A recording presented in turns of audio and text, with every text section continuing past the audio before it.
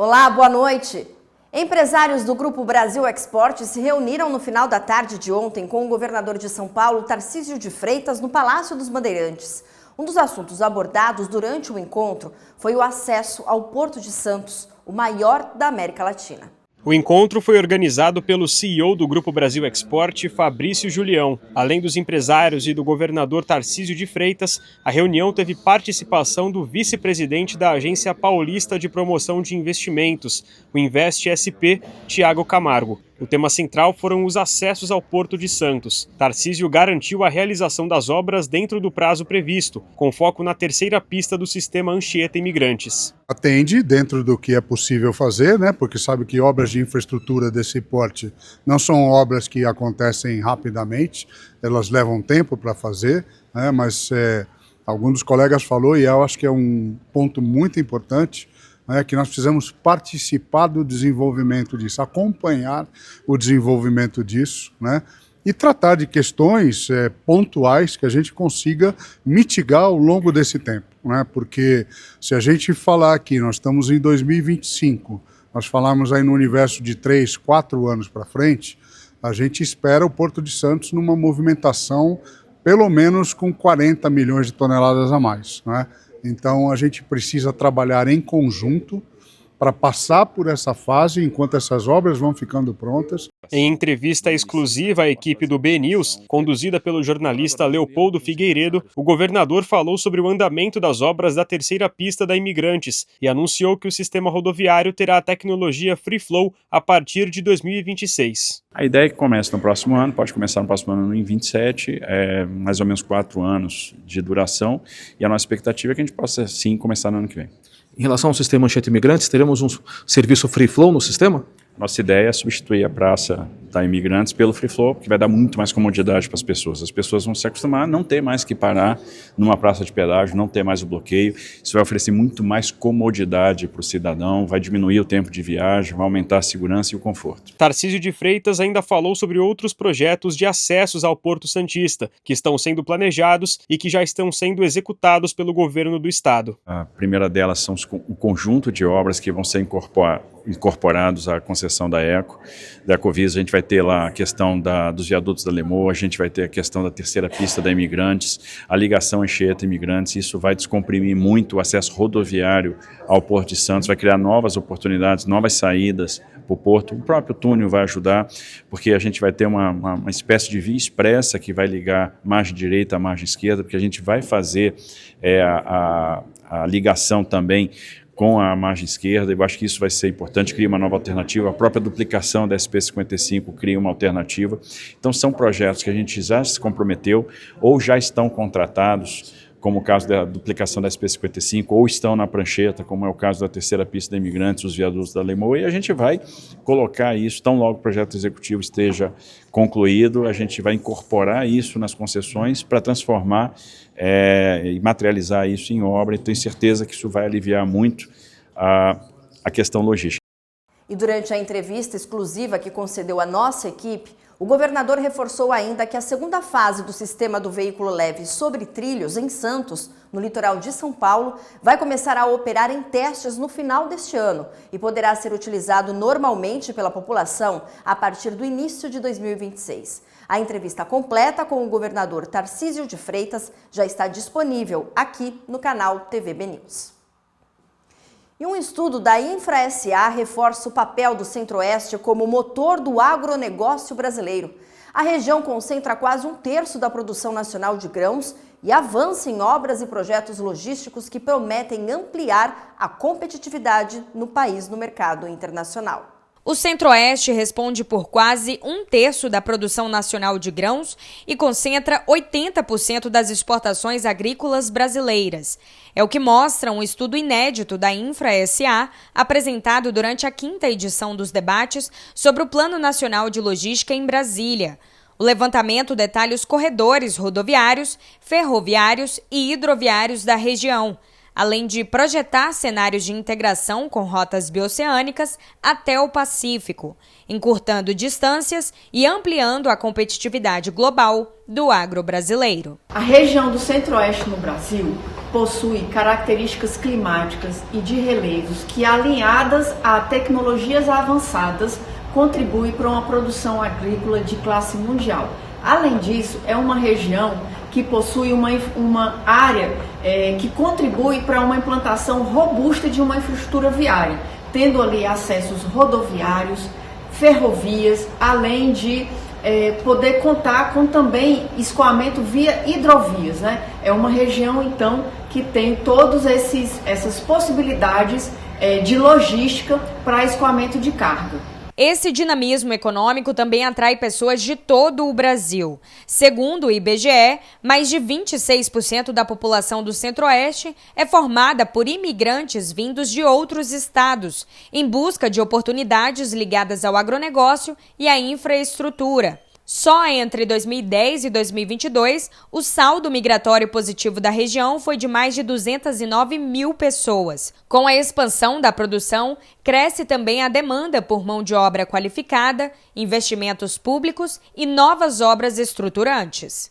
Esses gargalos logísticos, eles são históricos e eles evidenciam a necessidade de investimentos para melhor estruturar a nossa malha viária e principalmente favorecer integrações, multimodalidade, que irão contribuir para a eficiência logística. E é neste ponto que o Plano Nacional de Logística pretende atuar, identificando os gargalos, os problemas, ele está projetando e definindo soluções para favorecer a eficiência logística no Centro-Oeste. Entre as obras em andamento está a Ferrovia de Integração do Centro-Oeste, que já tem 39% da execução e deve ser concluída até 2028.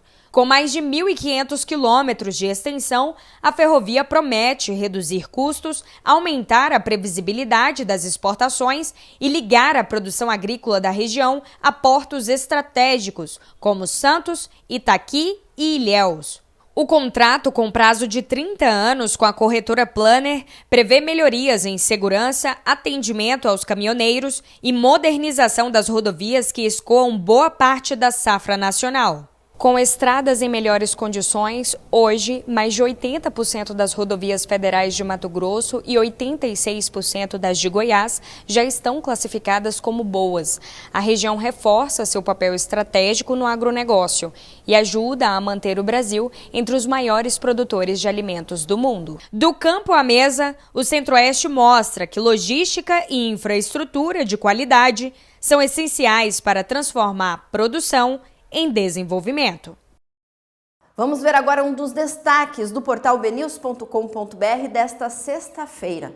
O destaque vem do Porto de Santos, uma reportagem feita pelo nosso diretor, o diretor da Rede BNews, Leopoldo Figueiredo. A unidade técnica do Tribunal de Contas da União concluiu o relatório sobre o Tecon Santos 10, o mega terminal. A previsão é que o leilão aconteça ainda este ano, no final do ano.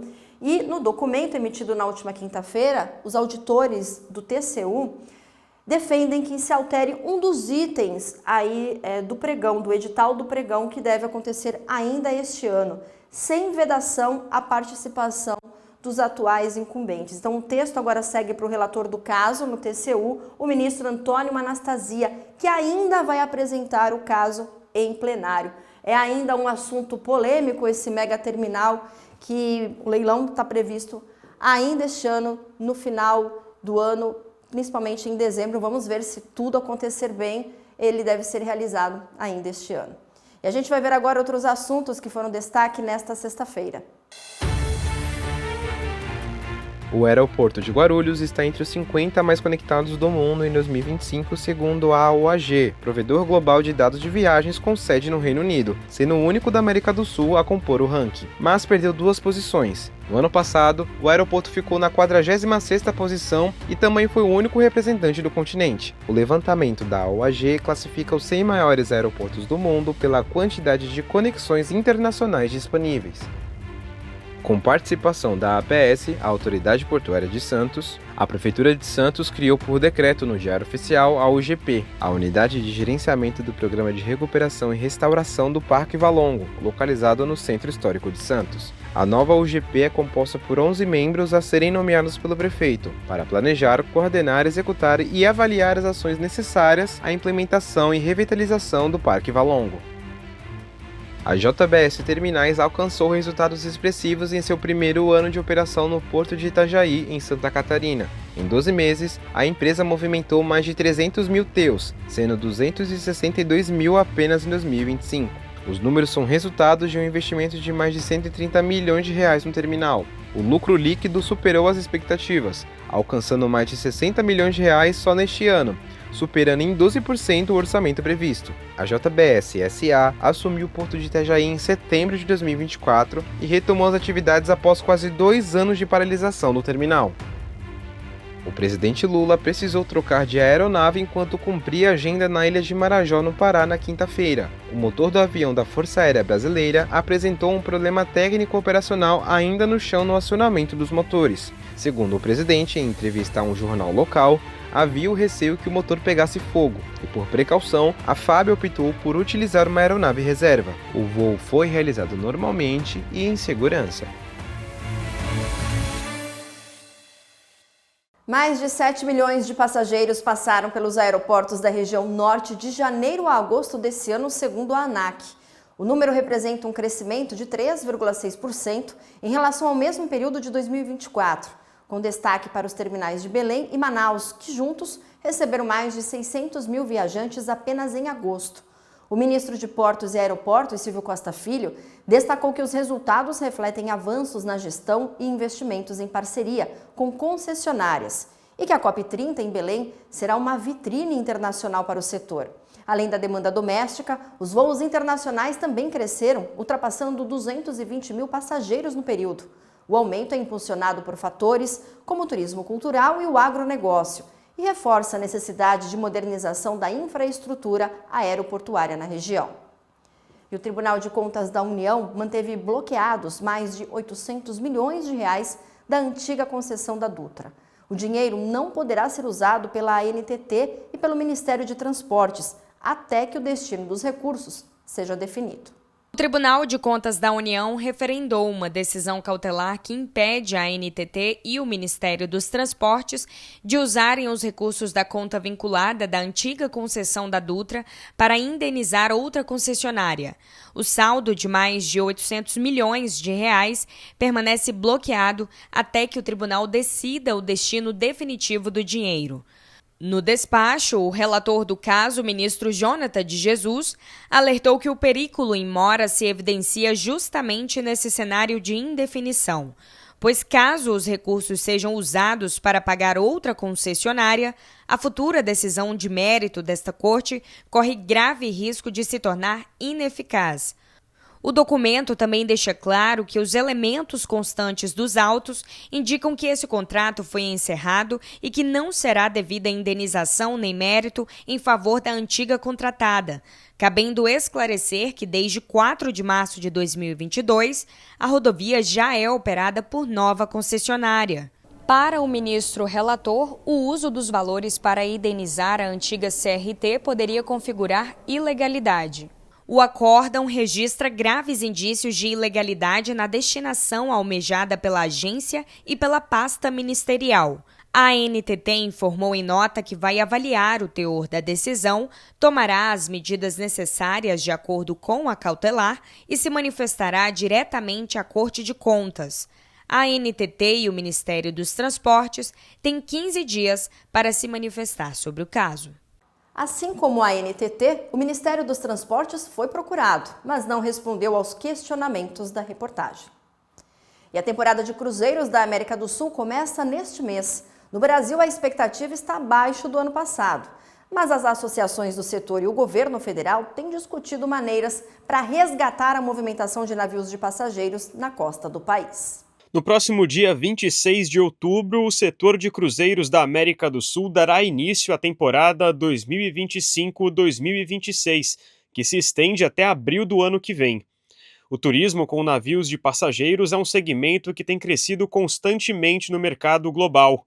De acordo com a CLIA, a Associação Internacional de Companhias de Cruzeiros, o setor registrou mais de 34 milhões de cruzeiristas em 2024 e prevê passar a marca de 37 milhões em 2025. Atualmente são 310 navios registrados, mas aqui no Brasil a realidade é mais desafiadora. Na temporada 25-26, o país terá uma redução de 19% na oferta de leitos. Serão 672 mil leitos, quase 200 mil a menos do que na temporada anterior, quando foram movimentados 838 mil passageiros, o segundo melhor número da história do país. A gente vai ter 7 navios na próxima temporada de cabotagem e vamos ter outros 21 navios de longo curso, que são navios que estão dando a volta ao mundo ou se posicionando lá no sul da Argentina para fazer Antártica, e eles passam na nossa costa na descida e na subida. E 21 desses navios vão passar aqui, embora 91 navios estejam na América do Sul na temporada que vem. Se a gente somar os 7 mais 21, a gente tem 28 e 91. Ainda pouco, a gente precisa trabalhar mais para que esses navios passem na nossa costa e façam 2, 3, 4, 5 escalas. Na semana passada, o Ministério de Portos e Aeroportos firmou um acordo com a ONU Turismo para expandir o setor de cruzeiros no Brasil. Durante o encontro que estabeleceu o acordo, o ministro Silvio Costa Filho apresentou a carteira de projetos para terminais de passageiros, com um valor estimado em R$1 bilhão em investimentos. Segundo o governo federal, o objetivo é estruturar uma rede nacional de portos de cruzeiros, com a expansão da infraestrutura, gestão ambiental e integração às economias locais. A carteira inclui os leilões dos terminais de Maceió e Recife, a modernização do Porto de Santos, a construção de um novo terminal em Paranaguá, além das obras em Outeiro, alinhadas à preparação para a COP30, que acontece em novembro em Belém. Mas apesar dos investimentos em infraestrutura, de acordo com o presidente executivo da CLIA na América do Sul, o custo das operações tem sido o maior obstáculo para o setor no Brasil. Quando a gente as companhias fazem um plano de negócio para atrair um navio para cá, tem outros países também fazendo. Se esses países são mais competitivos e estão oferecendo alguma coisa na mesma época que o Brasil oferece, a gente acaba tendo dificuldades. E a gente sempre fala para o governo, a gente não quer ser mais barato do que ninguém, a gente quer competir, ter o mesmo valor, a mesma média, e no Brasil custa 50% a mais para operar os navios de cruzeiros. Ainda segundo o executivo, não houve nenhuma mudança significativa que justifique a queda, o que frustrou o setor. Mas as entidades e associações de cruzeiros do país já discutem soluções com o setor público e privado. Já existem planos para a criação de um grupo de trabalho com o Ministério de Portos e o Ministério de Turismo, com ações para reduzir custo, melhorar a infraestrutura e regulação, entre outros pontos, visando mais previsibilidade e segurança jurídica, para atrair mais navios e expandir o período da temporada de cruzeiros. Tem muita coisa já na mesa, a gente está discutindo aí de forma muito conjunta com as autoridades, com a iniciativa privada também, para redução de custos, com praticagem, com terminais de passageiros, com rebocadores, para que a gente tenha um valor competitivo de operação no Brasil e que os navios voltem para cá o mais rápido possível e, quem sabe, mudando a regulação também trabalhista que a gente tem hoje, para que a gente mantenha navios o ano inteiro, porque é muito possível ter navio o ano inteiro. Claro que o nosso inverno aqui é o verão do hemisfério norte, que é altíssima temporada, mas com o crescimento do número de navios, acho que num futuro aí de médio a longo prazo, a gente pode estar atraindo esses navios para cá. E o BNews 19 horas desta sexta-feira fica por aqui. Uma excelente noite e um ótimo final de semana para você. A gente se encontra na segunda-feira. Até lá!